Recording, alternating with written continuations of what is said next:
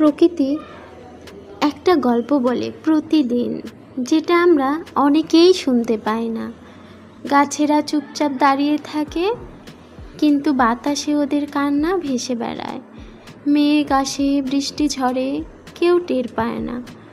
প্রকৃতি যেন কারো জন্যে রোজ কাঁদে। একটা পাখি যখন ডাকে, সে হয়তো বলছে তুমি একা নও।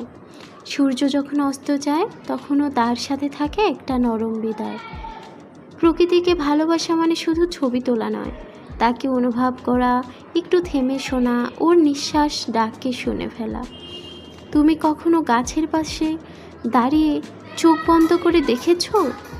ওরা শ্বাস নেয় ঠিক তোমারই মতো। তাই প্রকৃতি শুধু দৃশ্য নয়, ও একটা অনুভব। তাকে সময় দাও, সে ফিরে দেবে শান্তি।